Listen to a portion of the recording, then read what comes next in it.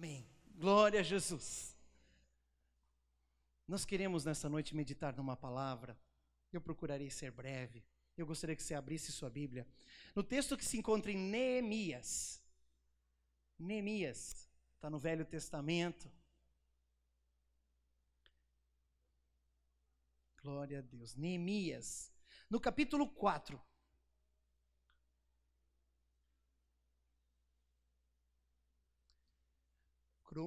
Crônicas, Esdras, Neemias. Fica um pouquinho antes de Salmo. Aí vem Esther, Jó, aí vem Salmos. Neemias. Capítulo 4, nós vamos ler do versículo 12 em diante. E o título dessa mensagem, o Senhor nos colocou no nosso coração é 4 ações de guerra para proteger minha família. 4 ações de guerra para proteger minha família. Né? Amém. Neemias 4, versículo 12. Não, perdão, versículo 7. Neemias 4, versículo 7. Glória a Jesus. Você encontrou? Amém? Amém? Podemos ler? Glória a Jesus. Sejam bem-vindos, viu, irmãos? Tem vários visitantes aqui. Nós louvamos a Deus pela presença de vocês. Por todos os irmãos, né? Nós nos alegramos. A alegria no céu pela presença dos irmãos, sabia? Jesus ama você. Você é muito importante para Jesus, sabia? Ele se importa com você. Então vamos ler, Neemias 4, versículo 7 em diante. Assim está escrito. Quando, porém, Sambalate, Tobias, os árabes, os amonitas e os homens de Asdod souberam que os reparos nos muros de Jerusalém tinham avançado e que as brechas estavam sendo fechadas, ficaram furiosos. Todos juntos planejaram atacar Jerusalém e causar confusão. Mas nós oramos ao nosso Deus e colocamos guardas de dia e de noite para proteger-nos deles. Enquanto isso, o povo de Judá começou a dizer: os trabalhadores já não têm mais forças e ainda há muito entulho. Por nós mesmos não conseguiremos reconstruir o muro. E os nossos inimigos diziam: antes que descubram qualquer coisa ou nos vejam, estaremos bem ali, no meio deles. Vamos matá-los e acabar com o trabalho deles. Os judeus que moravam perto deles 10 vezes nos preveniram: para onde quer que vocês se virarem, saibam que seremos atacados de todos os lados. Até aí nós vamos ler agora. Eu queria orar com você, queridos irmãos. Feche os seus olhos. Querido Deus e amado Pai, nós te louvamos, Senhor, por termos a tua palavra aberta diante de nós. Fala aos nossos corações nesta noite, como tens falado a cada domingo, a cada dia, a cada culto ou reunião da igreja. Obrigado, Senhor, por isso. Para nós é tão importante recebermos e ouvirmos a tua voz, para podermos andar e caminhar e viver conforme o teu querer. Que nesta noite o Senhor esteja abençoando a vida dos nossos irmãos, abençoando suas famílias, protegendo as famílias aqui presentes em nome de Jesus, e também aquelas representadas por algum irmão aqui presente. Em nome de Jesus nós oramos, Senhor, e eu pessoalmente fico representando todos os irmãos, todas as famílias que nessa noite não puderam estar. Diante do Senhor eu peço a tua bênção em nome de Jesus. Amém e amém. Digam glória a Jesus. Amém.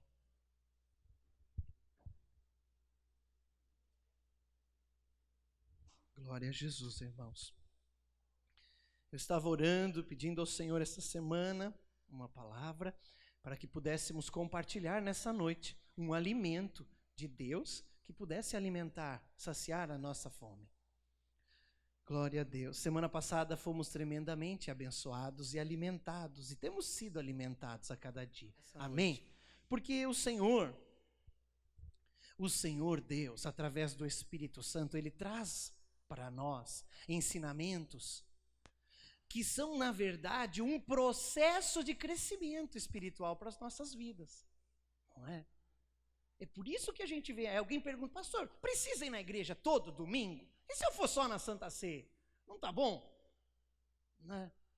Aí eu te pergunto, eu retorno a pergunta para você. Precisa ir na escola todos os dias? Né? O que você acha de ser tratado com um médico que ia na faculdade só às segundas-feiras? Que tal? Será que esse médico vai saber resolver? Então é a mesma coisa, a mesma situação. A gente vem à presença de Deus para aprendermos e com isso crescermos. Não dá para a gente aprender tudo de uma vez. Então a gente aprende um pouquinho por dia, aí sobe um degrauzinho, mais um degrauzinho. E assim estamos indo em direção à perfeita estatura de varão perfeito, né? A estatura de varão perfeito, a estatura de Cristo. O Espírito Santo trabalha em nós, convence a nossa vida e a palavra vai nos ensinando e nos orientando. Então, é importante você participar. E o relacionamento entre nós e entre nós em família é muito importante. Nós temos que viver em paz. Temos que andar em paz. E para isso nós temos que ajudar uns aos outros. Quero dizer para os irmãos, não pense você, homens agora, que vocês são fortes o bastante na vida cristã, ao ponto de não precisar de suas esposas. Vocês precisam e muito. E eu também, claro. E muito. Irmãs, não pensem em vocês, que por serem capazes de trazer dupla jornada, muitas vezes, de cuidar de um monte de coisa, vocês não precisam dos seus maridos. Porque vocês precisam e muito. Filhos, não pensem em vocês porque vocês dominam a internet e ensinam o pai de vocês a mexer no banco eletrônico. Não pensem em vocês que vocês não precisam dos seus pais, porque precisem muito. E quando falta, a gente percebe a falta que faz. Então nós precisamos uns dos outros.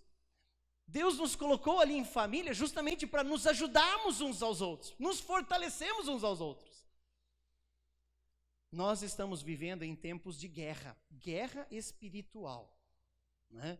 Nos nossos dias, não só nos nossos dias, mas em todo o tempo no planeta Terra, o inimigo, que nós chamamos, o nome dele é Satanás, quer matar, roubar e destruir. Isso está escrito em São João capítulo 10, versículo 10. O ladrão não vem senão a roubar, matar e destruir. Esse é o foco dele. E olha, ele é focado nisso.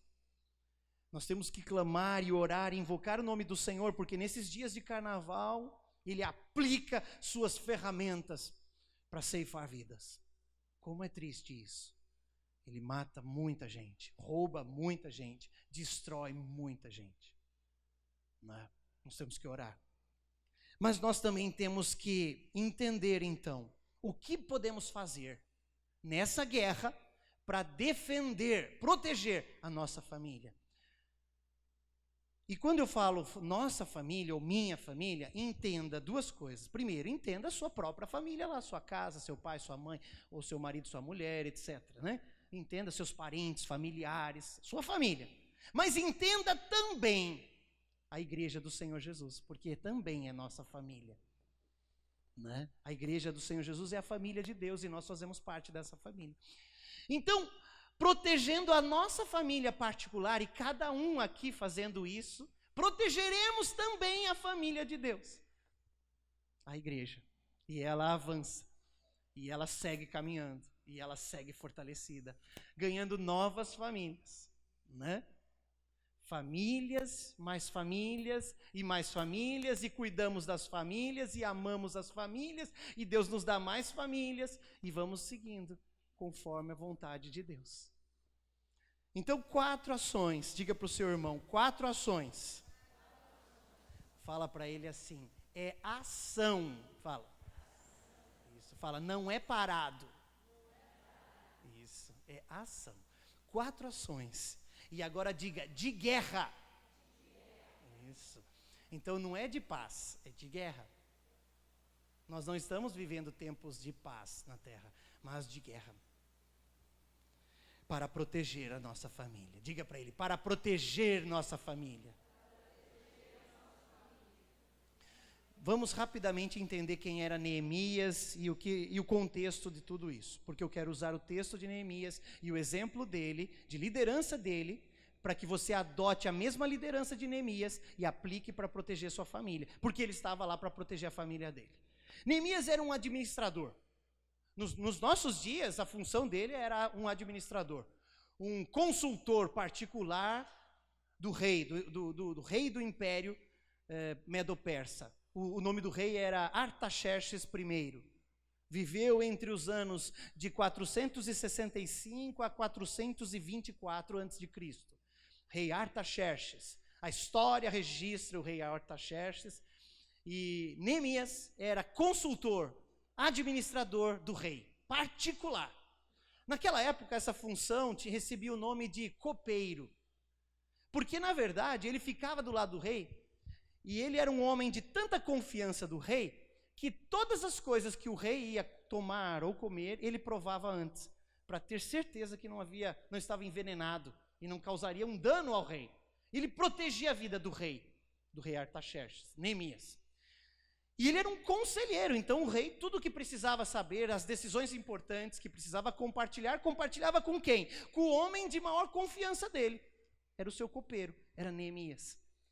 E não por acaso, mas por direção de Deus, é claro, era um homem de Deus, era um homem temente a Deus, era um servo do Senhor, era um judeu. Né? Lembre-se que os judeus estavam na Babilônia, estavam no Império Medo-Persa, porque foram trazidos pela Babilônia, né? Foram deportados de Jerusalém, então eles viviam lá, e Neemias estava ali. E aí Neemias, no ano 445 a.C., ou seja, o rei Artaxerxes já era rei por 20 anos. Né? Neemias já fazia 20 anos que servia o rei Artaxerxes. Era o 20º ano do reinado de Artaxerxes. Neemias entrou na presença do rei, isso está escrito em Neemias capítulo 2, versículo 1 a 3.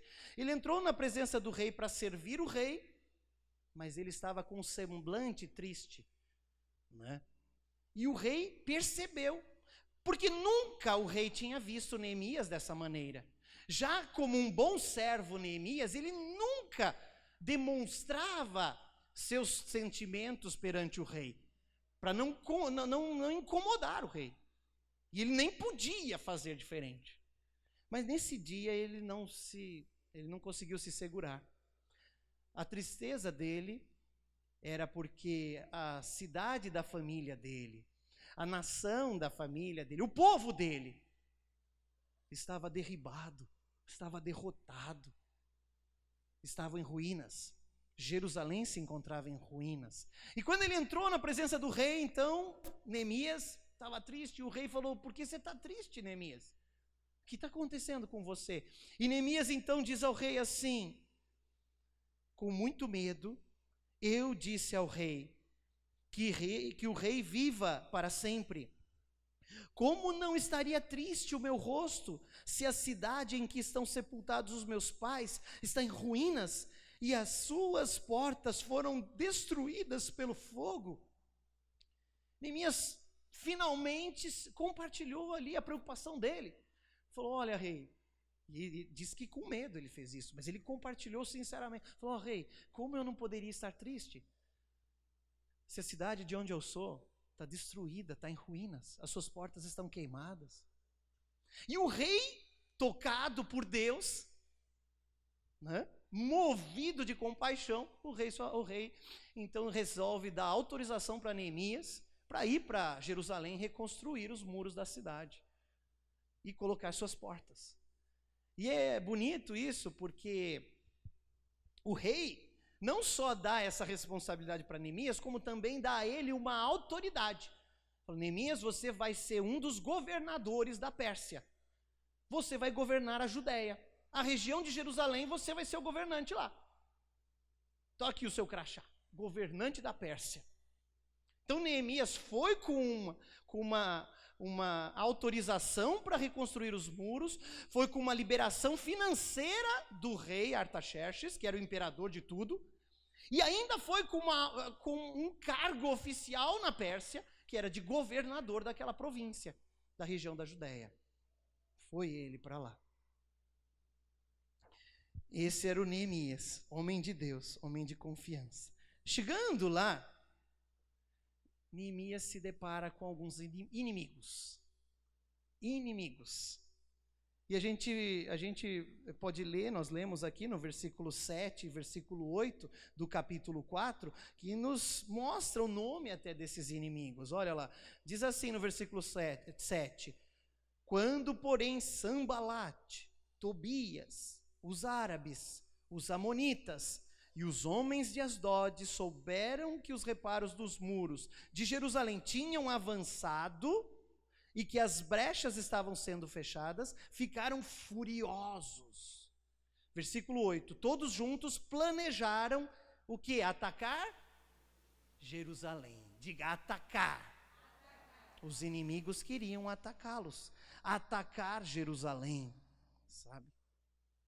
Quero dizer para os irmãos que quando você veio para Jesus e aceitou Jesus em seu coração e começou uma caminhada com Ele, o inimigo das nossas almas, ele no início duvidou, como Sambalate. Você acha que esse pessoal vai reconstruir muro, coisa nenhuma? Esses judeus fracos aí, eles chegam até a dizer, uma raposa vai subir no muro que eles levantaram e vai derrubar o muro. Esses judeus não vão fazer nada, deixa para lá, nem se preocupe. Mas daí, passado algum tempo, pouco tempo, eles souberam que o muro já estava numa certa altura em toda a sua circunferência. As brechas estavam sendo reparadas. Aí eles falaram, opa, esse pessoal então está escapando das nossas mãos, vamos atacá-los. O inimigo é assim. Você aceitou Jesus, ele fala, esse crente aí, ele aceitou Jesus hoje, mas amanhã já está no mundão de novo. Aí a pessoa começa a se firmar, porque ela aceitou de coração. E você buscou Jesus e o aceitou como seu Senhor e Salvador. E isso foi de coração sincero. Então Satanás, ele subestimou isso. Ele estava tremendamente enganado. Sua decisão foi firme. E você se firmou e começou a reparar as brechas da sua vida. As áreas de fraqueza onde Satanás lhe atacava. Aquelas áreas de fraqueza, você agora não se envolve mais com aquilo. Começou a fechar as brechas. Aí Satanás fala, então eu tenho que atacar. E ele não vem sozinho, você viu? Chama outro, e outro, e outro, e outro. Vamos atacar. Vamos levantar um ataque contra essa pessoa, contra essa família, senão eles vão ganhar a família inteira para Jesus. Olha do jeito que está indo. Jerusalém está quase reconstruída, eles vão reconstruir essa cidade, vamos atacar. Satanás é assim, irmãos. E nós não podemos subestimá-lo. Eu não quero aqui pregar sobre ele, não, misericórdia. Mas também não quero subestimá-lo. A gente ignorar o que ele faz, os seus ardis malignos. Não. Nosso Deus é tremendamente poderoso e não pode nem ser comparado com o inimigo. Não dá nem para comparar. Alguém poderia dizer, Deus é 100 vezes mais forte? Eu não posso dizer isso. Porque é incomparável a diferença. Satanás não tem poder nenhum. Ele é um zero do lado esquerdo. Né? O único poder que ele tem é aquele que a gente dá para ele. Quando não reparamos as brechas. E aí ele vem para o ataque. Bom, então, vimos os inimigos lá de Jerusalém. No versículo 10 e 11, a gente vê uma descrição sobre o próprio povo de Judá, que estava lá para o trabalho. Versículo 10, eles dizem assim, enquanto isso o povo de Judá começou a dizer, olha só o que o povo estava dizendo, os trabalhadores já não têm mais força. A palavra usada no original, em hebraico, para essa não tem mais força, era os homens estão cambaleando, sabe? No próximo passo eles vão cair. A palavra, na verdade, significava isso. Esse não tem mais forças, quer dizer, eles estão cambaleando e mais um passo, eles vão cair. Então era assim que o povo de Judá já estava vendo. Então olha só, o inimigo, Satanás, ataca as nossas mentes e compromete a nossa fé, mina a nossa fé. Não vai dar certo. Você vai ver, você não vai conseguir. E aí a gente começa a acreditar, e aqueles homens estavam acreditando, estavam dizendo que os homens estavam sem força. Irmãos, abrindo um parêntese aqui nessa questão, você já imaginou a quantidade de entulho que tinha dentro de Jerusalém? É uma cidade antiga, muito antiga, né? Ela passou por várias construções e destruições, até hoje, sabe? É possível em Jerusalém, tem uma rua lá no bairro de Israel, no bairro judeu, tem um poço. Eu não sei precisar para você a profundidade, mas assim, o que eu me lembro, porque eu vi, né? O que eu me lembro deve dar uns 4 metros de profundidade. É um poço, em cima tem um vidro com uma lente para ampliar a imagem lá de baixo, e tem luz lá embaixo. São escavações históricas que eles vão fazendo, os historiadores abrem esses poços e vão descobrindo os diversos fatos bíblicos que aconteceram. E como Jerusalém foi sendo destruída várias vezes, e entulho virava sobre entulho e virava aterro. E a cidade foi subindo, sabe? Então tem partes da cidade que é profundo a terra original onde era a cidade. E nesse poço a gente consegue ver mesmo. Várias partes, estão colunas de casas, sabe? Você olha assim, aquela tela amplia e você vê vestígios de colunas, vestígios como fala, panelas de barro, vasos, que datam de mais de 3, 4, 5 mil anos, sabe? É muito lindo isso. E você olha lá e você vê aquilo. Então, imagine a quantidade de entulho que tinha em Jerusalém, quando eles foram construir o muro. Os babilônicos tinham destruído tudo, tinham botado fogo, derrubado tudo, derrubado o templo, derrubado a muralha. Eles tinham, sabe, queimado tudo. Então, era entulho que não acabava mais. Aí o povo trabalhador, quem já fez alguma reforma na casa sabe o que significa entulho, né? Quando a gente quebra uma paredinha pequenininha e enche uma caçamba de entulho, né? Eu lembro aqui a reforma da igreja, a gente encheu umas 2 ou 3 caçambas, acho que 2, o restante levou de caminhonete, né? Então, junta entulho mesmo. Imagine o que tinha em Jerusalém. E aí o texto diz que os homens diziam, olha, eles não têm mais forças, e ainda falta muito entulho para retirar lá de dentro. Falta muito entulho. No versículo 11, diz assim, e os nossos inimigos diziam, antes que descubram qualquer coisa, ou nos vejam, estaremos bem ali no meio deles, vamos matá-los e acabar com o trabalho deles. Irmãos, aqui tem uma revelação de Deus importante para nós, sobre como o inimigo age para destruir uma pessoa e uma família. Você viu? Diz assim, antes que eles percebam, nós já vamos estar infiltrados, vamos estar no meio deles. Queridos irmãos, o inimigo é sujo assim. Ele se infiltra, por exemplo, através da TV, através de músicas, através de internet, ele se infiltra dentro da nossa própria casa, sabe, junto dos nossos filhinhos, que a gente protege. A gente pega eles no colo, quando vai no shopping a gente protege eles, quando atravessa a rua e tudo, mas aí o inimigo se infiltra dentro de casa através de um aparelho de televisão. E com essa intenção aqui, nós vamos matá-los, nós vamos acabar com eles. Não subestime, irmãos, o inimigo quer matar os nossos filhos, a nossa família. O inimigo quer, eu vou repetir, está sendo gravado, tem irmãos ouvindo, é importante, eu preciso contar isso. O inimigo quer destruir as famílias, e se ele destruir uma criança, ele já começa ganhando. Pastor, mas ele pode? Não, ele não pode. Mas as sentinelas também não podem dormir. E a sentinela, no caso de crianças, são os pais. O pai, a mãe, ou um dos dois, na falta do outro, nós somos e devemos ser as sentinelas. Verdadeiros atalaias, né? Guardiões, nós temos que nos colocar na brecha.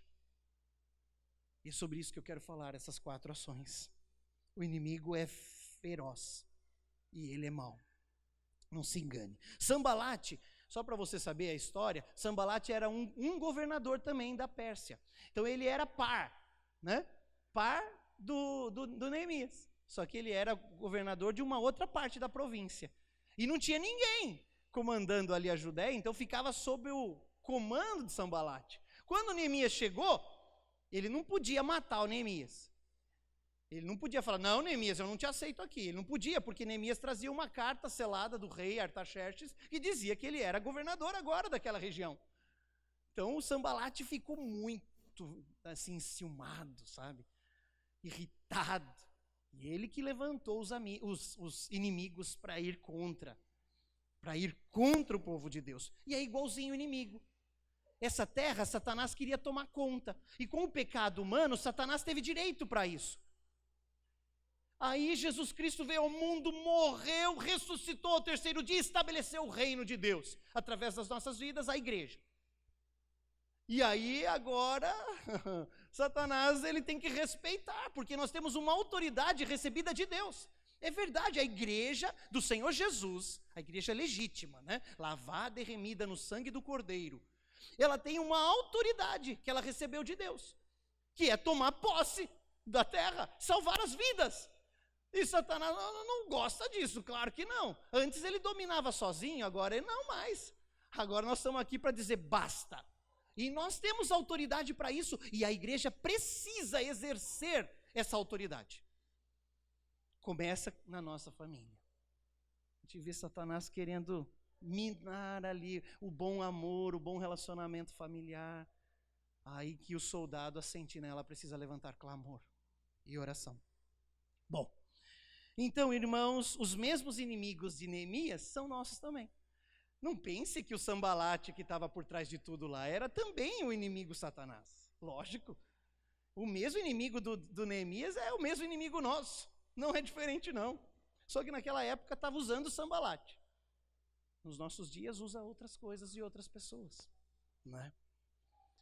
Em Efésios, no capítulo 12, 6:12, aliás, capítulo 6, verso 12, está escrito que nossa luta não é contra carne ou sangue, mas contra principados e potestades, contra dominadores, contra hostes espirituais da maldade nas regiões celestiais. Efésios 6, versículo 12. Viu? Vou repetir a primeira parte. Nossa luta não é contra carne ou sangue. Nosso inimigo não são pessoas. Nosso inimigo são demônios, liderados pelo demônio maior. São demônios. Esses são os nossos inimigos.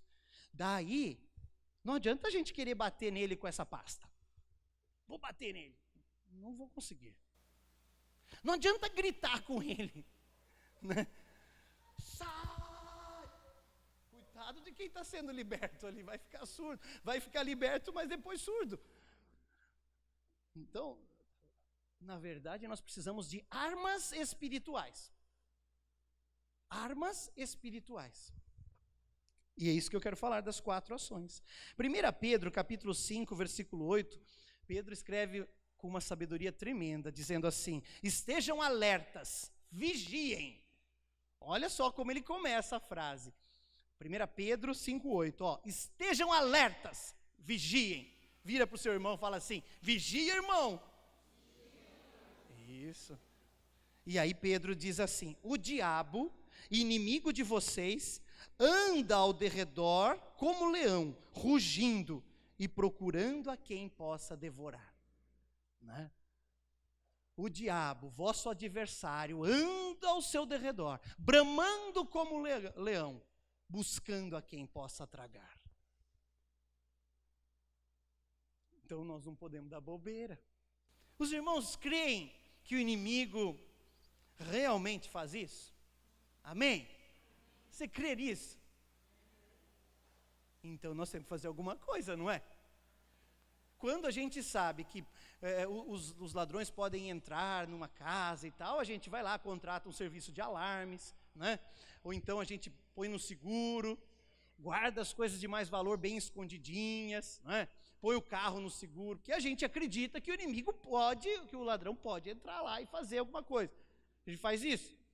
Agora, se nós cremos que espiritualmente Satanás, o ladrão, que rouba as vidas, que rouba a alegria, que rouba a paz, que rouba a salvação, se a gente crê que ele pode fazer, que ele está tentando fazer, não que ele pode porque ele tem condições para isso, né? Não tem, mas a gente pode ser que deixe. Então vamos também nos preparar. Contrato seguro de Deus. contrata o Alarme Jesus. Né? Contrata, porque vamos guardar, é sobre isso que nós queremos falar. As 4 ações. Neemias capítulo 4, versículo 9, a gente vê como Neemias fez diante do conhecimento de que havia um inimigo. Ele tomou conhecimento e no versículo 9 do capítulo 4 ele diz assim: mas nós oramos a Deus. Ficou só nisso, pastor? Não ficou, veja só.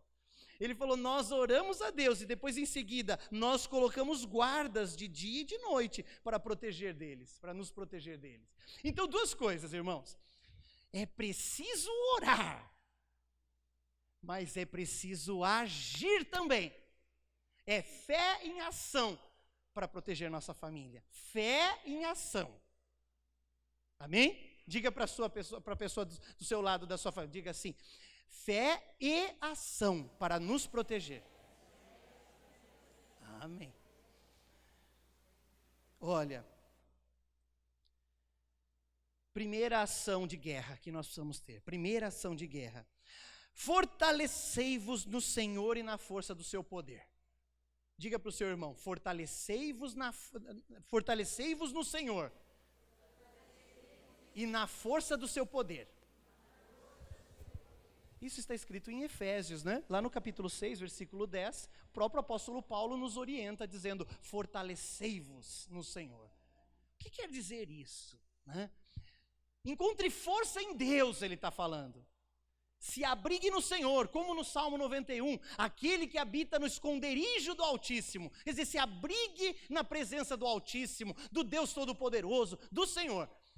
A primeira ação é essa, eu preciso me fortalecer. Como que eu vou empenhar ações de guerra para defender minha família se eu estou fraco? Não é mesmo? Um soldado fraquinho? Já pensou? Saul uma vez cometeu essa tremenda barbárie com os seus soldados. O rei Saul, sem receber de Deus a orientação, porque ele não esperava em Deus, aí ele convocou os soldados dele para um jejum no dia da guerra. Vamos fazer jejum aqui. Só que a guerra deles era física, não era espiritual. Aí ele convocou um jejum. Os pobres homens morrendo de fome entraram naquela batalha. Olha que coisa terrível. No fim ele acabou trazendo pecado para o próprio filho dele, Jonatas, que comeu porque não sabia do jejum, nunca ia imaginar, ele não estava no dia, na hora. Deus tinha dado uma vitória linda para Jonatas. E Saul transformou aquela vitória numa tragédia. Por quê? Porque fez jejum na hora errada. Porque não ouviu Deus. Porque não estava fortalecido no Senhor. E foi derrotado pelo Satanás. Né? Então, queridos irmãos, fortalecei-vos na força do Senhor. Né? Olha só o que Neemias fez falando de fortalecer. Neemias capítulo 4, no versículo 13. Olha que bonito o que Neemias fez.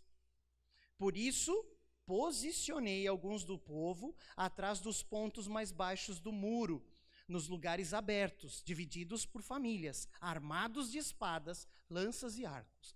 Então Neemias avaliou o muro, falou, ó, tem áreas que já estão com uma altura melhor.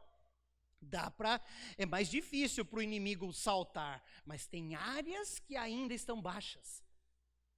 Ele estava falando de brechas. Tem áreas que precisamos defender. Talvez na nossa família você diga isso. Não, na nossa família tem áreas que já estão altas. Os meus filhos, eles gostam de ler a palavra, eles estão se aperfeiçoando no conhecimento, mas tem uma área, a TV ainda tem uma brecha ali. Então eu preciso colocar ali um soldado, eu preciso colocar ali uma sentinela. Eu preciso ter alguém. Então Neemias se posicionou com seus homens fortes nesses lugares de brecha. Falei, eu vou impedir essas brechas. Essas brechas precisam ser fortalecidas. Então, ele se posicionou e se fortaleceu. Né? E ele falou, todos divididos por famílias, armados de espadas, lanças e arcos. Eu queria juntar esses três tipos de armas, espada, lança e arco, numa arma só. A espada. Quem tem uma espada aí, levante para mim ela para eu ver sua espada. Se não vai cair os papeizinhos. Amém.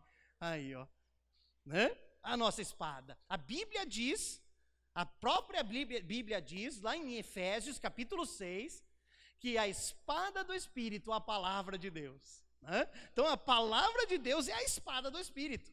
Não podemos desligar dela, irmãos.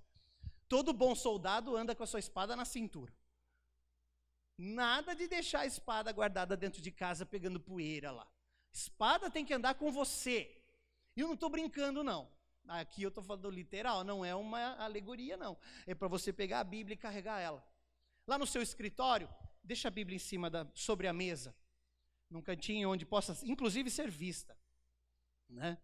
Se você não trabalha num escritório, se não tem uma mesa, mas você tem uma bolsa, as mulheres, uma mochila, os homens, deixa a Bíblia lá dentro. E quando você chega no lugar, tire a Bíblia. Quando você viaja, leve a Bíblia com você para você poder ler. Olha, irmãos, essa minha Bíblia, não só essas outras que a gente tem, né? Ela viaja comigo. Ela viaja. Onde quer que eu vá, vai a Bíblia junto. Vai a Bíblia junto. Quando eu viajo de avião, levo a Bíblia. Mas é pesada, mas vai a Bíblia junto. Né? Aí eu ponho, agora, ultimamente, paga, né? Para a gente levar bagagem no avião. Agora paga. Então tem que caber tudo na minha mochilinha para ir em cima ali da cabeça. A Bíblia vai junto com o computador. E aí já dá para pegar e ler durante a viagem. Dá para aproveitar o tempo. A palavra tem que estar conosco, porque nela eu vou me fortalecer. É na palavra. Como que eu posso me fortalecer na palavra? Só pelo fato do livro estar do meu lado? Não, não é pelo fato de estar do seu lado. É pelo fato de você, através do livro, do conhecimento contido no livro, você alimentar sua mente com verdades espirituais que lhe dão segurança. Por exemplo, você está lá apreensivo, correndo perigo, num lugar perigoso. Aí você lembra do Salmo 91. 1000 cairão a teu lado, 10.000 à tua direita, mas tu não serás atingido. Somente com os teus olhos olharás e verás a recompensa dos ímpios. Né? Aí você fala, bom, glória a Jesus, tem uma promessa. Eu confio. Eu tenho sido fiel, meu Deus. 1000 vai cair aqui, ó, e 10.000 ali. Mas então eu vou ficar aqui nesse lugar. Sabe, isso me conforta. Aí o diabo vem falar que eu já perdi as forças, eu falo, show, diabo, que perdi força nenhuma, o Senhor é comigo, 1000 vai cair de um lado, 10.000 do outro lado, inclusive você, diabo, vai cair do outro lado. Se prepara aí que você já vai levar um tombão. Mas eu não vou. Por que eu não vou? Porque o Senhor Jesus é comigo. Irmãos, nós temos que nos alimentar desses textos. Esse ano nós temos a oportunidade de ler salmos, né, por metade do ano, um salmo por dia. Mesmo que você não esteja seguindo a sequência de leitura nossa, leia os salmos. Leia um salmo por dia. Quando chegar no 119, divida ele em pedacinhos. Não leia tudo não, é muito. Né? Ó, e vai fazendo xizinho. Pode me cobrar disso aqui. Né? Vamos ler, irmãos. Vamos ler a palavra, ela nos alimenta. Quando Deus disse, fortalecei-vos no Senhor e na força do seu poder, é nos alimentarmos da palavra. Por isso que a gente vem à escola bíblica aprender a palavra. Por isso que cada mensagem é a palavra. Porque é a palavra que me alimenta, ela que me dá vida. Né? Está escrito lá no Salmo 121, eleva os meus olhos para os montes, de onde me virá o socorro? Tem hora que a gente não se vê cercado de montanhas de problemas, não é? Aí a gente eleva os olhos para os montes e fala, e agora, de onde me virá o socorro? O Salmo já nos responde dizendo, o meu socorro vem do Senhor, que fez os céus e a terra. Não é? Então, glória a Jesus, é isso aí, a gente já diz glória a Deus, então a vitória é minha. Se o diabo está tentando me afetar, não vai conseguir. Irmãos queridos, nós temos que nos fortalecer para poder cuidar da nossa família. É a primeira ação de guerra. Fique forte. Se alimente. Ó, aqui vou te dar uma dieta espiritual para você se fortalecer. Devocional diário, oração, tempo da palavra. Quanto mais hinos, melhor. Passe o dia ouvindo, se for possível para você. Né? Ah, eu passo horas no carro, são horas ouvindo hino, ou mensagem, ou a própria Bíblia. Horas e horas. Tem viagem que dá para ouvir um livro inteiro, o tamanho de Isaías. Né? Esses dias eu viajei 1.600 quilômetros, dá para ouvir Isaías inteirinho. Né? Mas eu não quis ouvir, porque eu quero só ler. Né? Eu falei, se eu ouvir, depois eu não vou ler. Então eu vou só ler. Eu não ouvi a Bíblia, fiquei ouvindo hinos e fui cantando. E se tivesse algum companheiro comigo ali, ia ficar meio surdo, porque eu cantei meio alto. Então, fortalecei-vos, por favor, entenda isso. né? Eu já citei para você Lamentações, capítulo 3, versículo 21 a 23. Olha um texto importante para nós, ó. O próprio profeta Jeremias que escreve isso, ele diz assim: todavia, lembro-me também do que pode me dar esperança. Graças ao grande amor do Senhor é que não somos consumidos, pois as suas misericórdias são inesgotáveis, renovam-se a cada manhã, grande é a sua fidelidade. Olha, quando eu leio isso, o meu coração descansa. Você acha que eu também não tenho dia que estou lá apreensivo, com um monte de coisa? Aí eu vou lá para a Bíblia, aí leio isso aqui, a minha alma descansa. Por que descansa, pastor? Porque esse texto foi escrito para mim, para você, para nós aplicarmos. Entenda a Bíblia não como uma lista telefônica, mas como um livro escrito especialmente para você, o seu manual. Quando você, eu vou ler meu manual, deixa eu ver o que Deus fala a respeito de mim mesmo no manual. Então, quando ele diz que eu devo trazer à memória, ou me lembrar, ou me recordar as coisas que podem me dar esperança, por exemplo, que Deus é bom, por exemplo, que Ele é fiel, por exemplo, que Ele é imutável, né? Por exemplo, que Ele nunca abandonará, nem perderá as suas promessas, Ele vai cumprir, isso me traz alegria. Então, eu me fortaleço. Aí nós vamos para a segunda ação. A segunda ação diz respeito ao nosso familiar, ao nosso irmão, ao nosso filho, à nossa esposa, ao marido e etc. Que é, armados, apoiemos toda a nossa família. E tem que ser armado, né? Tem que ser armado. Aqui, ó. Põe na cintura aqui. Tem que ser armado. Armado com a arma celestial, a palavra de Deus, a espada do Espírito. Você tem que estar armado para proteger sua família. Porque para lutar contra o inimigo, a arma ofensiva é a palavra. Jesus venceu o demônio quando ele veio tentar Jesus lá no deserto, através da palavra. Jesus citava a palavra para ele. Ele dizia, transforma as pedras em pão, o senhor deve estar com fome. Afinal de contas, um jejum de tanto tempo, né? O maior de todos, 40 dias. Transforma as pedras em pão, come aí o pão. Jesus falou, nem só de pão viverá o homem, mas de toda a palavra que sai da boca de Deus. E esse versículo que eu acabei de ler, que Jesus falou para o diabo, está escrito na palavra. Jesus estava usando a palavra para vencer o inimigo. Não foi uma frase que ele criou naquele momento. Ele usou a palavra. O próprio Deus usa a palavra porque é dele, ele estabeleceu, é a arma de vitória para nós. Então ele disse, nem só de pão viverá o homem. E acabou, deu um basta no capeta. Com bicho, irmãozinho, não fica batendo papo. Tremendo erro, bater papo. Dá brecha, que o sangue de Jesus é só expulsar mesmo. Então Jesus só deu a palavra. Nem só de pão viverá o homem. Chega. Não dá confiança para aquilo. É um mentiroso. Vou dar confiança agora? Eu dou confiança para o meu Deus, não para o inimigo. Então, mas eu tenho que estar armados. Veja que Neemias, no capítulo 4, versículo 16, se você tiver sua Bíblia aberta, vamos compartilhar a estratégia de Neemias para a gente entender essa ação de guerra que Jesus está nos dando. Versículo 16. Daquele dia em diante, enquanto a metade dos meus homens fazia o trabalho, a outra metade permanecia armada de lanças, escudos, arcos e couraças. Olha só. Os oficiais davam apoio a todo o povo de Judá, a toda a família.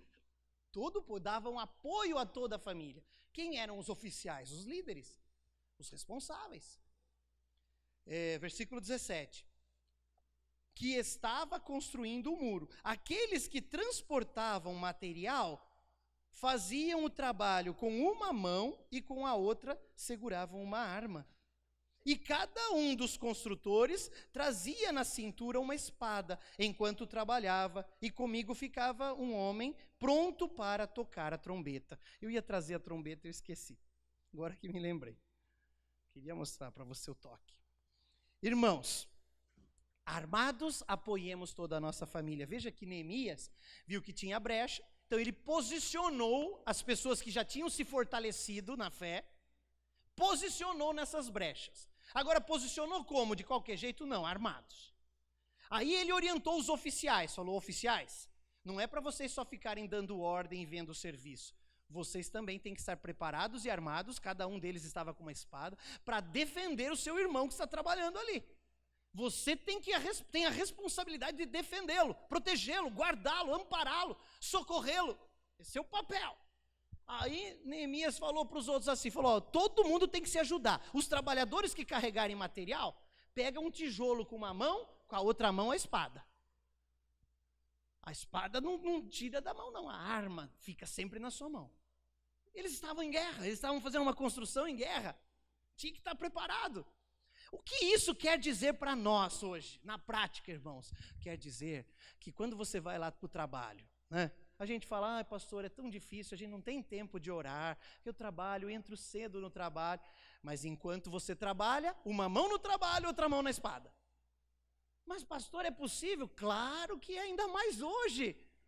Hoje mais do que naquela época. Naquela época era mais difícil carregar uma pedrona e do outro lado a Bíblia. Mas hoje é fácil. Hoje você pode ter a Bíblia no celular, um foninho aqui, ó, pequenininho. E você está lá, uma mão com um ouvido atento no seu trabalho, o outro ouvindo a palavra.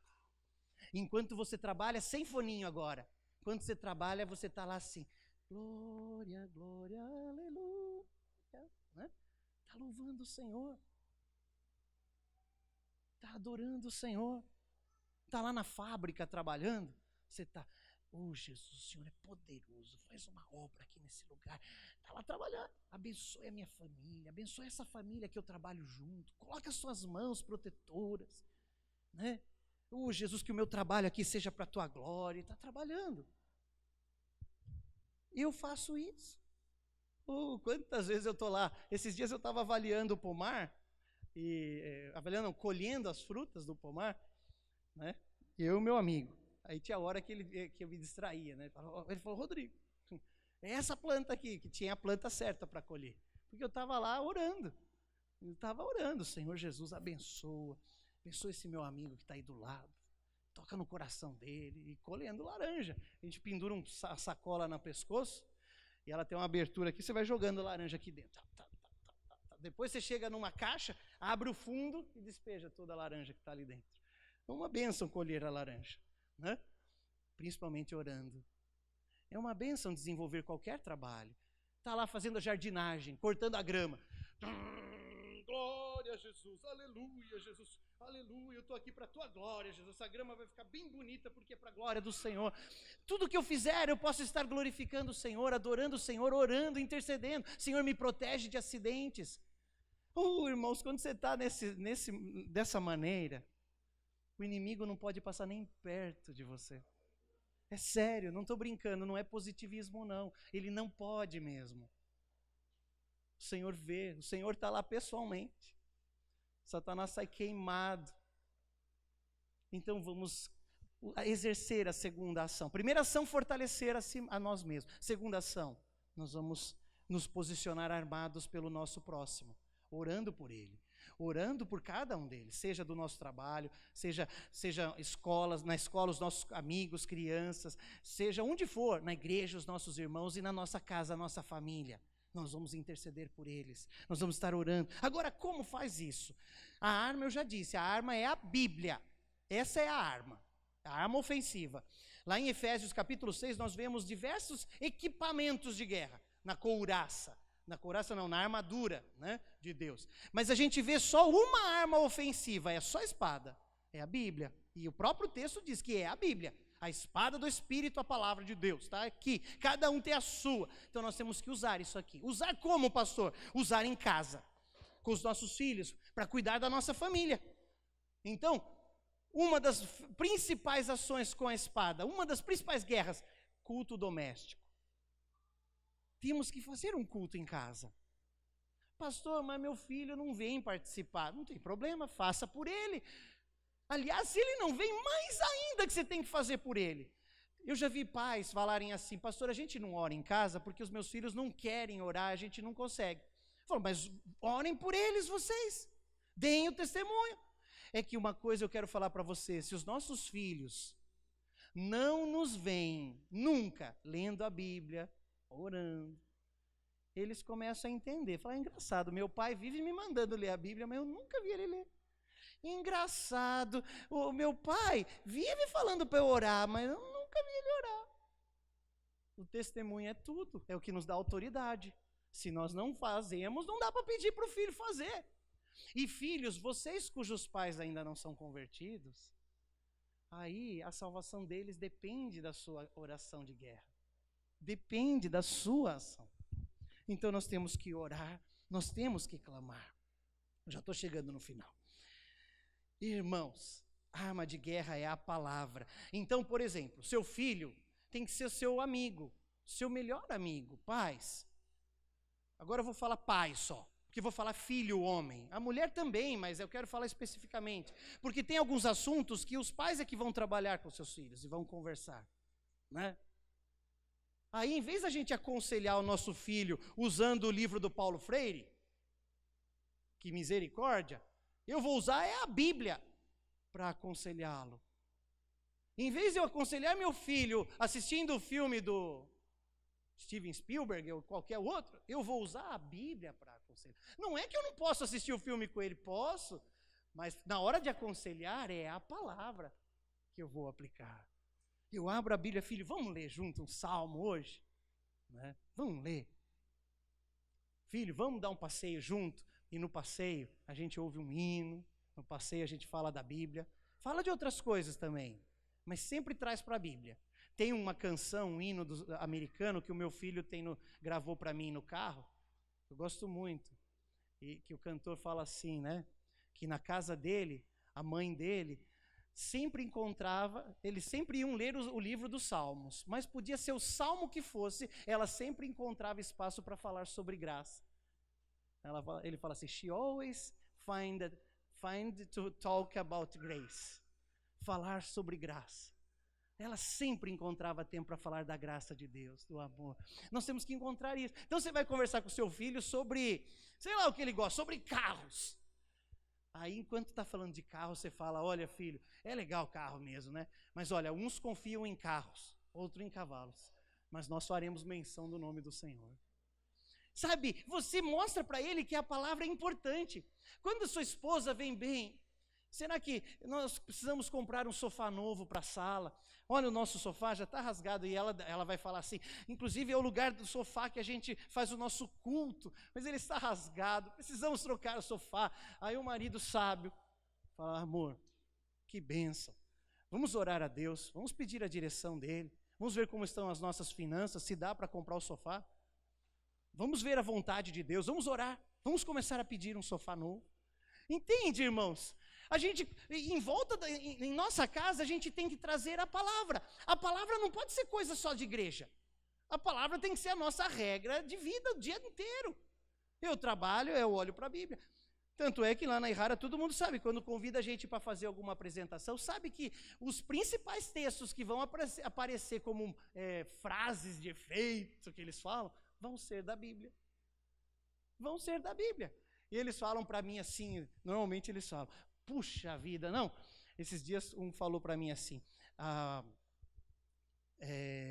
os versículos que você citou da Bíblia sobre Jesus, a gente encontra também naquele livro Monge Executivo. Eu fiquei quietinho, né? Eu pensei comigo, é claro, eu também fui ler antes de me preparar. Eu sabia que ia ter pegadinhas, né? Mas a gente tem que se alimentar da Bíblia, irmãos. Até o dia que o pessoal fala assim, ó, esse irmão é só Bíblia, é o irmão Bíblia. Ô irmão Bíblia, glória a Jesus. Não precisa ser chato, nada, né? Mal com as pessoas, não é isso que eu quero dizer. Mas a gente tem que amar a palavra. A palavra é a sua arma. Então, armados, apoiemos toda a nossa família. Como apoiamos? Aconselhando, orientando, ajudando, sempre na Bíblia. Sempre na Bíblia. A menina vem lá, mãe, ou pai, eu queria namorar, conhecer aquela fulano e tal. Vamos orar, vamos ver o que a palavra de Deus nos diz a respeito disso. Tem vários livros a respeito disso, não é? É bênção, mas vamos fazer do jeito abençoado. Vamos ver o que a Bíblia diz, né? Eu quero trabalhar, vamos olhar na Bíblia, filho. Vamos ler a Bíblia, vamos orar. Use a Bíblia cada dia da sua vida. Use a Bíblia para tudo. Seu marido vem lá e fala, esposa, está difícil no meu trabalho. Você fala para ele assim, amor, eu vou orar por você. Eu vou orar, vamos olhar na Bíblia o que o Senhor quer que a gente faça. Deus vai nos dar a direção. Irmãos, a Bíblia é um livro prático para você usar hoje, não é um livro para enfeitar a prateleira. É um livro para uso. É um livro de consulta. Sabe aqueles livros que devem ficar do lado da nossa cabeceira da cama? Livros de consulta. Toda hora eu tenho que consultar. Por isso que a própria Bíblia diz que o rei, ou a autoridade, ou o presidente tem que ter uma cópia da lei do lado da mesa dele, porque como ele vai tomar decisões justas se ele não vai olhar para a Bíblia? A Bíblia é o livro. O resto é tudo... O que é livro bom que tem aí é descendente da Bíblia. E o que é ruim não é descendente da Bíblia. É simples assim. Bons escritores olham para a palavra de Deus. Os demais, infelizmente, são incompletos. Porque a Bíblia é a referência. É a carta do nosso Deus para a nossa vida feliz. Essa é a primeira arma, vamos para a segunda. Deixa eu ver se eu não esqueci nenhum texto. Um outro ponto. Memorize os versículos, porque nem sempre dá para ter a Bíblia. Memorize os versículos. Quando eu era jovem, eu lembro, nós fazíamos uma competição entre os jovens, e nós vamos fazer, hein? Eu tenho ensinado as crianças, nós vamos ensinar os jovens, vamos treinar vocês primeiro, mas era assim, a competição. Vinham 2 jovens aqui na frente, cada um com um microfone. E aí cada um começava a recitar versículo por versículo. Eu falava um, o outro falava outro.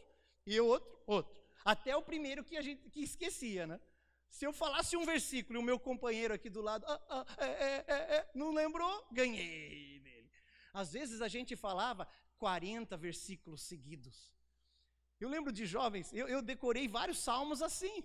A gente ficava decorando o salmo inteiro, porque daí era só falar, versículo por versículo. O Senhor é o meu pastor e nada me faltará. O duro é que às vezes a gente pegava um salmo que o companheiro decorou mesmo. Aí ele falava, deitar-me fazem verdes pastos, guia-me mansamente a águas tranquilas, refrigera a minha alma. E assim ia. Nós temos que memorizar os versículos. E agora uma notícia triste, né? Não é impossível, mas para nossa idade, né? Minha idade, dos irmãos, vai ficando mais dificinho. Né? Agora para os jovens aqui, esses jovens que estão aí, é fácil. Mas se vocês não decorarem agora, não vão decorar quando o HD tiver mais gasto. Tem que decorar agora. E os jovens, no acampamento, quero ver vocês. Agora sim, vamos então para a terceira ação de guerra. Essa é a guerra propriamente dita. Agora nós vamos falar da guerra propriamente. Até aqui eu falei de preparação, estar fortalecido e finalmente estar armado com a palavra e orientando, apoiando a nossa família. É tudo proteção. Agora nós vamos falar de guerra propriamente dita. E a guerra é orar o tempo todo e levantar o escudo da fé. Sabe, Efésios capítulo 6, versículo 16, fala sobre o escudo da fé. Tenham empunhados o escudo da fé, com o qual poderão bloquear, né, os dardos inflamados do maligno. Dardo é aquela seta assim, que ele joga, está inflamado. Quando pegar na gente, mata. Então, com o escudo da fé, a gente só faz assim, se protege.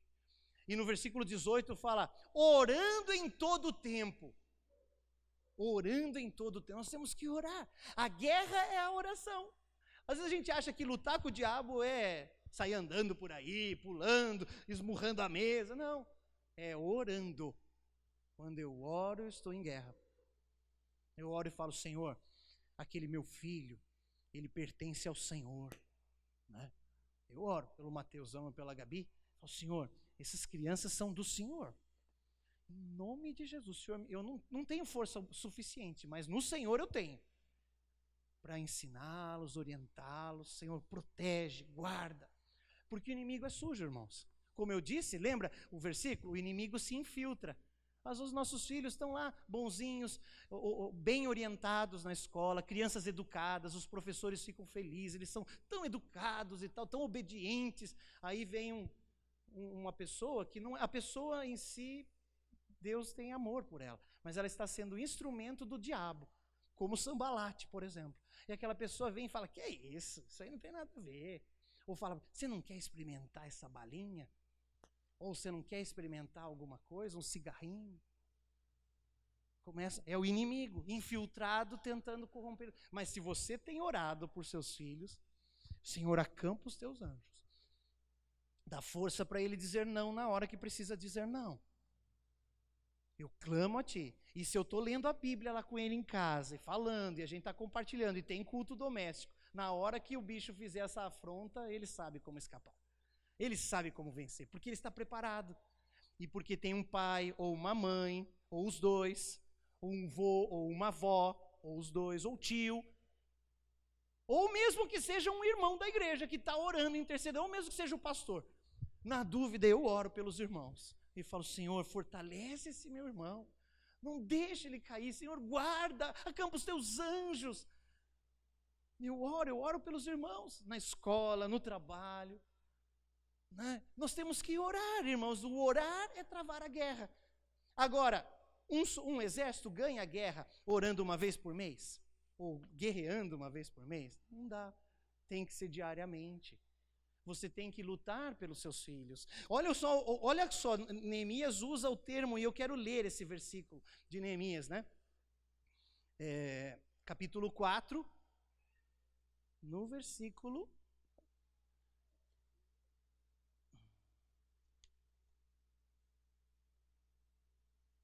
Será que eu li para você? Versículo 12. Não, versículo 13. Amém? 13 e 14 nós vamos ler. Por isso posicionei alguns do povo atrás dos pontos mais baixos do muro, nos lugares abertos, divididos por família, armados de espadas, lanças e arcos. Fiz uma rápida inspeção e imediatamente disse aos nobres, aos oficiais e ao restante do povo: não tenham medo deles. Lembrem-se de que o Senhor é grande e temível, e lutem por seus irmãos, por seus filhos e por suas filhas, por suas mulheres e por suas casas. Olha, lutem, Neemias está falando, mas ele começou falando assim: não tenham medo deles. Isso significa a nossa fé, o escudo da fé. Segundo, ele falou assim: lembrem-se do Senhor. Por que ele falou lembrem-se do Senhor? Porque ele queria trazer à memória o que dá esperança. Ele sabia que o povo, a mente estava enfraquecida. Muitas vezes nós estamos diante de lutas, a gente fala: eu não estou nem conseguindo orar. Mas você precisa, meu irmão. Então o que fazer? Lembre-se do que Deus já fez por você. Lembre-se da sua salvação. Lembre-se que Jesus Cristo já te salvou, já te fortaleceu. Aí você vai encontrar guarida, você vai encontrar força, você vai encontrar uma base sólida sob os seus pés. Você vai falar: eu não estou sozinho, Jesus me fortalece, me suporta, me guarda, então eu não estou sozinho. Além disso, há os meus irmãos, há pastores orando por mim, então eu não estou sozinho, eu estou firmado. Se eu estou firmado, então eu vou lutar pelos meus filhos, minhas filhas. Irmãos, lutem mesmo. Por favor, acreditem nisso. Lutem por seus filhos na oração. Se eles lutarem junto com você, aleluia, é uma vitória. Se eles estiverem fraquejando, não fraquejem vocês. Nós não podemos fraquejar. É a vida deles que está em perigo. Não é brincadeira, não. Não é brincadeira. Nós não conseguimos proteger nossos filhos com as nossas forças. Eu não vou deixar ele em nada, eu não vou dar celular para ele, eu não vou dar computador, ele não vai mexer na internet, eu vou colocar uma redoma de vidro nele. Mesmo assim o diabo vai dar um jeito de quebrar a redoma de vidro. Só tem uma proteção para os nossos filhos: a nossa oração. Pais, né? E filhos, vocês cujos pais não são ainda alcançados, é você por seu pai. A vida dele corre por sua conta, depende de você. Eu oro também por vocês, eu sei alguns, mas vocês precisam orar, se possível até chorar, né? Então a terceira arma que nós vimos é a oração, é a guerra de oração. Eu escrevi assim, olha, irmãos, quero ler para vocês aqui para compartilhar com vocês. Enquanto metade trabalhava, metade guardava. Então seu filho está na escola, você está lá orando por ele. Seu filho está lá na televisão, você está orando por ele. Ore por seu filho, ore mesmo, ore, olha. Devemos invocar o nome do Senhor constantemente por nossa família. Nossa batalha é travada pela oração. Muitas vezes, quando vamos orar, o inimigo ataca a nossa mente para nos impedir de orar. Ele sabe que nossa oração irá trazer a vitória. Então, ele nos ataca para amedrontar. Nesta hora, continue orando. Ore mais. Olhe para as coisas que Deus fez por você. A fé é como verdadeiro escudo, isto é, através do meu conhecimento sobre o meu grande Senhor, do versículo 14, eu não terei mais medo do inimigo, porque eu saberei que o inimigo é uma formiguinha, não é? Ele é insignificante. Uma vez sabendo quem é Deus, eu vou orar sem cessar. Se eu sei que Deus é o meu protetor, eu vou orar sem cessar. Os homens da terra sabem que é bom fazer seguro dos carros. Todo mundo faz. Todo mundo faz. Porque eles acreditam que é bom. E é bom mesmo. Agora, se a gente acredita que Deus é bom, por que a gente não ora? Né? E a última arma que eu quero falar para você. A última arma para nós encerrarmos. Né? Antes de falar da última arma, quando você orar, também, muitas vezes nós pais, erramos, a gente fala assim, esse meu filho não tem jeito. Ou esse meu filho, não vai para frente, é um folgado. Nós não podemos fazer isso, queridos. Satanás se aproveita dessas palavras vazias que a gente lança. Nós temos autoridade sobre eles. E quando a gente fala essas coisas, o inimigo vai tentar trabalhar em cima disso. Não estou dizendo que obrigatoriamente vai acontecer como uma coisa automática, não. Mas o que o diabo vai pegar aquela palavrinha negativa que você lançou sobre a vida do seu filho e vai fazer de tudo para ela se cumprir, vai ter que orar mais para quebrar. Então, em vez disso, profetize a palavra de Deus na vida do seu filho. E quando eu digo profetize, eu quero explicar esse termo. Porque existem duas maneiras que o termo profecia é usado. O principal deles, profecia, é a revelação de algo do futuro que vai acontecer. A segunda maneira é eu dizer de algo que vai acontecer, porque Deus disse que se eu orasse e obedecesse, aconteceria. E eu quero que aconteça, então eu vou declarar isso. Por exemplo, eu quero que meu filho seja um pastor. Então eu vou profetizar isso. Filhão, você vai ganhar almas para Jesus. Você vai fazer a diferença. Por que eu posso dizer isso? Porque a palavra de Deus diz que nós pais temos autoridade de orar por nossos filhos e prover uma bênção sobre a vida deles para que isso se cumpra. Então eu vou dizer, né? Vou dizer, filho, você vai ser sempre uma bênção, sua família vai ser abençoada. A Bíblia diz que por 1000 gerações o Senhor vai nos abençoar. Então eu posso profetizar isso. Estou perfeitamente autorizado na Bíblia. Então, em vez de falar negativamente com os nossos filhos, vamos profetizar a palavra. Oramos com eles, lemos a Bíblia com eles, oramos em guerra por eles e também profetizamos sobre a vida dele. O filho vai sair, vai fazer uma prova. Filho, em nome de Jesus, você estudou. Então, o Senhor vai te dar graça, vai iluminar sua mente e você vai ter um ótimo resultado nessa prova. Ou nesse trabalho que você vai desenvolver. Agora sim, vamos à última arma. E para terminar, ela não é menos importante, não. Então, primeira arma, estar forte. Fala, eu preciso estar forte para proteger minha família. Segunda arma é, eu preciso estar armado e apoiando a minha família. Isso. Terceira arma, eu preciso orar com a minha família e pela minha família. Quarta arma, eu preciso encorajar. Encorajar minha família. Veja só o encorajamento de Neemias. Capítulo 4, versículo 19, para a gente encerrar. Olha só, verso 19. Então eu disse aos nobres, aos oficiais e ao restante do povo. Olha o líder preocupado, tá vendo? Ele chamou todo mundo. Você, pai ou mãe, ou filho, chama a sua família. Vem cá. E olha só, ele disse, a obra é grande e extensa e estamos separados, distantes uns dos outros, ao longo do muro, do lugar de onde o som da trombeta, do lugar de onde ouvirem o som da trombeta, juntem-se a nós ali, nosso Deus lutará por nós. Então olha o que ele está dizendo, olha, nós estamos juntos. Vocês não estão sozinhos. Filhão, eu sei que você tem lutas, você tem desafios, como jovem, como adolescente. Filha, está lá atrás, você tem desafios. Mãe, você tem lutas, você luta para nos defender aqui em casa. Pai, eu sei que você trabalha duro para cuidar da gente, mas eu quero dizer, o Senhor não está sozinho. Nós estamos com o Senhor. Filho, nós estamos juntos. As dificuldades virão, mas conte comigo. Eu sou seu amigo. Eu quero te ajudar. Você vai conseguir e o Senhor vai lutar por nós. Olha o encorajamento lindo. Quer dizer, primeiro é uma palavra assim, você pode contar comigo. Segundo é uma palavra, Deus vai lutar por nós.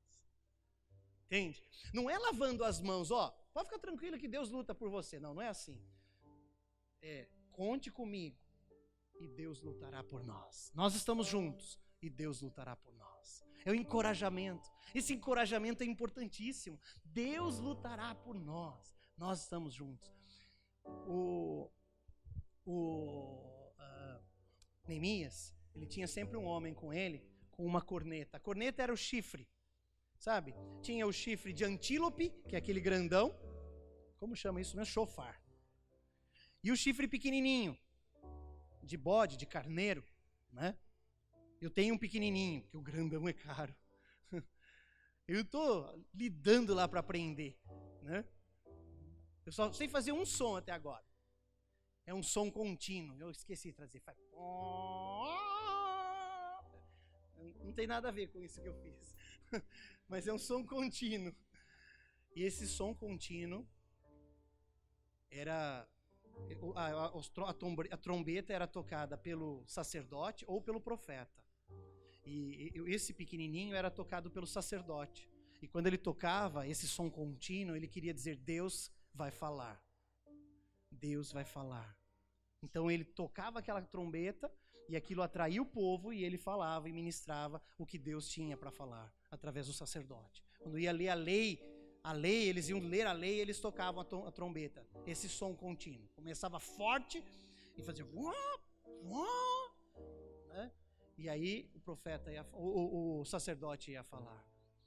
Então, é justamente disso que Neemias estava falando. Você viu o texto? Ele fala assim, o muro, a obra é grande e extensa, e nós estamos distantes uns dos outros, nós estamos longe. Tem irmãos que moram aqui no bairro Morumbi, irmãos que moram lá no Castelinho, irmãos que moram lá na Nova Piracicaba, irmãos que moram lá na Avenida Rio das Pedras, lá no Secap, lá no Alvorada, irmãos, nossa, tantos lugares, né?